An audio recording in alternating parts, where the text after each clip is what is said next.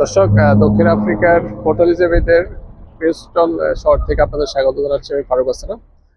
দর্শক, আপনারা জানেন যে দক্ষিণ আফ্রিকা আমাদের দেশ থেকে অনেকে দূরে এবং তাদের সংস্কৃতি এবং ভাষা, ধর্মীয় সবকিছুই ভিন্ন।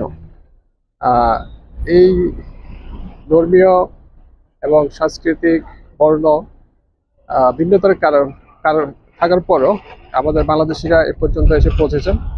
তারা দীর্ঘদিন এখানে ব্যবসা বাণিজ্য করছেন এবং কমিউনিটিতে তাদের খুবই ভালো অবস্থান এবং তারা মিলেমিশে খুবই ভালো এগিয়ে যাচ্ছেন।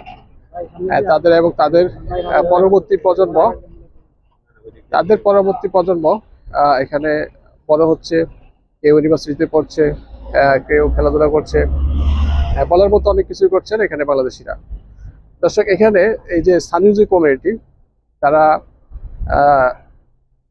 উদ্যোগে একটি ইসলামিক কালচার সেন্টার এবং স্থাপনের উদ্যোগ নিয়েছেন।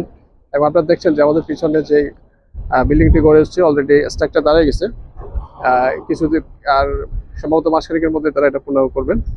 তারা আমাদের যে কমিউনিটি উদ্যোগে সেটি হচ্ছে, আমরা জানবো যে এই উদ্যোগের পিছনে তাদের উদ্দেশ্য এবং তাদের যে পরিশ্রম এবং লক্ষ্য উদ্দেশ্য নিয়ে আমরা কথা বলবো।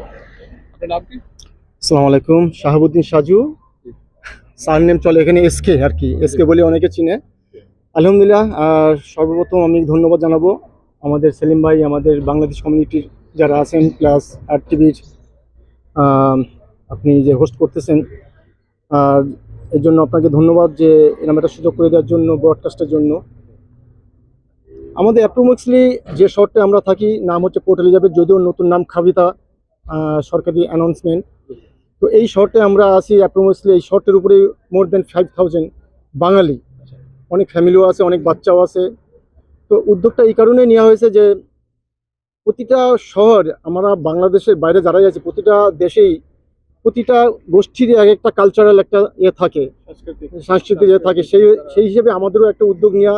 যে শহরটা আমরা আছি এই শহরটায় আপনার সোমালিয়ান এরা আছে, এদেরও বেশ কয়েকজন মসজিদ, তারপরে মাদ্রাসা, এরকম কালচার সেন্টার তাদেরও আছে।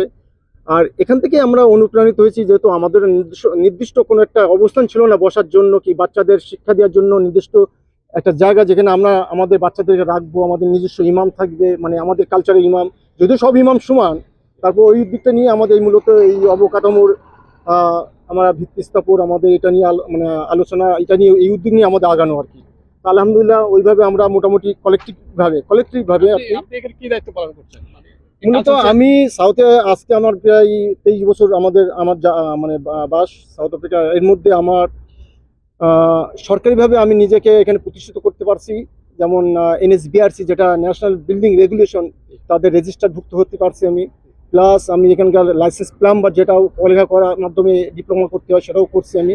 করার পরে নিজেকে আজকে আমি খুব ধন্য মনে করতেছি যে এর মধ্যে আমি অনেক কটা প্রতিষ্ঠান করছি, বিল্ডিং করছি, কনস্ট্রাকশনের কাজ করছি। তার মধ্যে যেটা আমাকে বেশি আনন্দ দিচ্ছে যে এরকম একটা মসজিদ, মানে মাদ্রাসা, মানে দায়িত্ব পাওয়ার জন্য আর কি নিজ উদ্যোগে আমাকে সবাই আগিয়ে দিয়েছে, আর আমি স্বতঃস্ফূর্তভাবে আর আনন্দের সাথে এটা গ্রহণ করছি, আর এটার সাথে আমি নিজেকে নিবেদিত করতে পারছি আর কি। ঠিক আছে, ধন্যবাদ। যে আপনি যে বললেন যে আপনি এখানে প্লাম্বারের কনস্ট্রাকশনের সাইডে কাজ করেন, এখন অন্যান্য কাজগুলো তো আপনি জাস্ট এই জব হিসেবে নিতেন নাকি? আর এটা আমাদের কমিউনিটির উদ্যোগে একবারে করতেছি, এই বিষয়টা কি বলবেন আপনার? মূলত আমি এখনো পর্যন্ত কোনো কন্ট্রাক্ট বাইরে থেকে নেই নাই। আমি যা করতেছি নিজের কাজে আমি করে আসতেছি এ পর্যন্ত। আর আলহামদুলিল্লাহ সেই হিসেবে আমার হাতে বেশ কটা কাজও আছে, নিজের কিছু কাজও সম্পাদন করছি।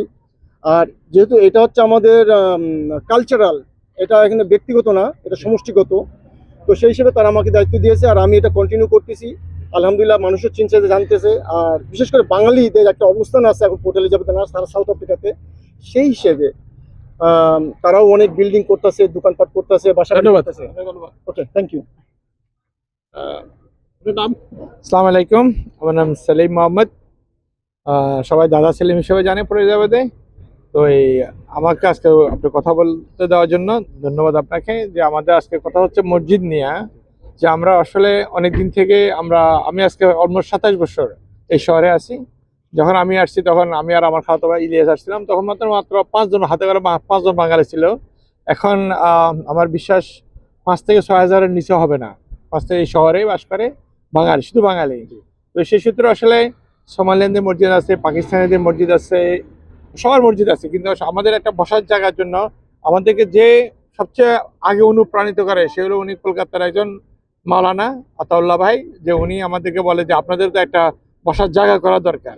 তো সেখান থেকে অনুপ্রাণিত হয়ে আমরা আপনার প্রথমে আমরা এই যে মসজিদটা দেখতেছেন, আমরা এই জায়গাটা প্রথমে খরিদ করি নিজস্ব। কেমন প্রায় বাংলা টাকায় মানে 1 মিলিয়ন নিলে বাংলা টাকায় কত হয়, মানে মনে 70 লক্ষ টাকা দিয়ে শুধু জায়গা কিনে হইলো।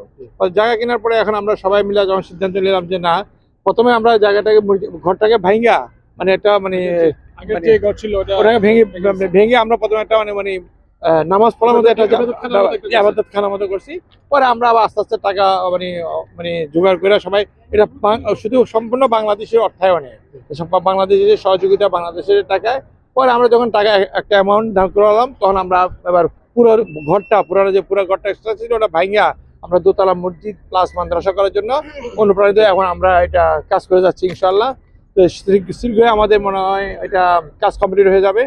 তো এটা কমপ্লিটলি বাংলাদেশিদের অর্থায়নে, এখানে মানে আমরা আসলে এককভাবে কেউই নেই, সবাই এখানে অনুদান দিচ্ছে। আমি একটু বলি যে আমাদের জি। তো রাজনৈতিকভাবে আমরা অনেক ভিন্ন, বা আমরা বেশিরভাগ কমিউনিটিতে বেশি সমস্যা হয়, জি বা যদি আমরা থাকি মানে ছোটখাটো। এখন এই যে ইবাদতখানা আমরা যে জি। ইসলামিক কালচার সেন্টার করার ক্ষেত্রে জি সবাইকে ঐক্যবদ্ধ হয়েছে কিনা, বা সবাই বিষয়টা- ঐক্যবদ্ধ, সবাই ঐক্যবদ্ধ। তবে আমাদের এই শহরটা আমরা বলতে পারি হচ্ছে সাউথ আফ্রিকা বলে এটা ফ্রেন্ডলি সিটি, আর যা পড়ে যাবে আরেকটা নাম আছে, এটা ফ্রেন্ডলি সিটি। ওখানে আমরা বাংলাদেশের যারা আছি, আমরা ঐক্যমত সব বাদ দিয়ে আমরা সবাই এককভাবে সবাই মানে আপনি সব রাজনৈতিক কোনো বিমত নাই আমাদের এখানে। আমরা সবাই মিলা আমরা এই মসজিদটা গঠন করতেছি। এখানে রাজনৈতিক কোনো প্রভাব নাই, রাজনৈতিক কোনো সমস্যা নাই। এটা Bangladesh Islamic culture centre Bangladesh, আমরা সবাই বাঙালি। সেই সূত্রে আমরা সবাই একত্রিত হয়ে সবাই মিলেমিশে আমরা এই কাজটা করতেছি।